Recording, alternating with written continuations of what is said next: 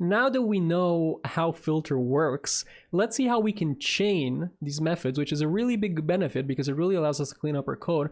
Let's just look very quickly at how we can chain these methods to basically allow us to apply the same kind of thing multiple times. So let's say we're applying filter, and then we can apply multiple filters, and we can do this quite easily. We saw this a little bit with map, but let's see how we would do it with filter.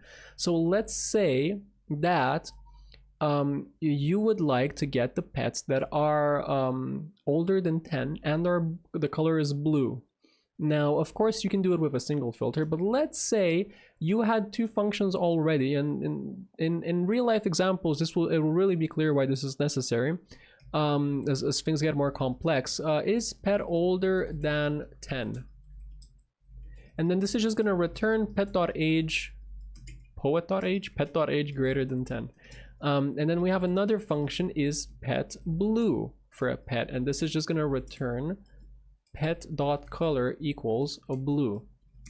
So basically now what we can do is use filter with both of these functions, and because filter returns an array, we can keep using filter on our result array as well. So let's just do a console log here, and here's what we can log. We can say pets, and then we're going to filter the pets based on if the pet is older than 10, and then we can filter that based on whether or not the pet is blue.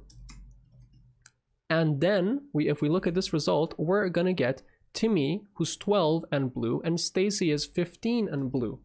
Well, let's say we're not just satisfied with chaining with filter, and we'd like to then do something else. We'd like to do a map. Well, let's look at the function getPetAge that we saw before in the map example, and this is just going to say return pet.age. Well, now for each of these pets, so remember we filtered pets first of all based on pets that are older than 10, and then we got this result. We got just Timmy and Stacy. Well, let's just add another red pet that's older than 10, 15, Kimmy. And so now we have 3 pets. But we also want to filter based on is the pet blue. So we want to get pets that are blue and older than 10. Now we can chain with filter. But then if we want to get the age, we can just run map on that and say get pet age. And you can see that what we've done basically now is we've gotten the ages of all pets that are older than 10 and are blue. Now, you could of course do this without these functional tools, without using filter and map and so on. But let's look at what we did here. We have no shared state, which allows us to reason about our code a lot better. And we have abstracted functions, which very clearly show what we're doing. We don't have to dig through our code to see, hey, is this saying whether the pet is blue or whether the pet is older than 10, or is it getting the age?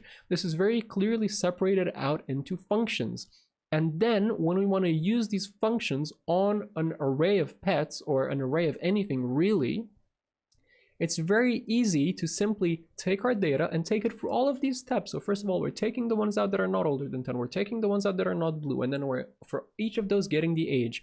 And so using these functions with chaining allows you to do quite complex stuff in a way that's really simple to understand and easy to read. And so when you have this kind of situation where you have to do multiple operations on an array, this is the kind of approach or it's a approach that I would recommend.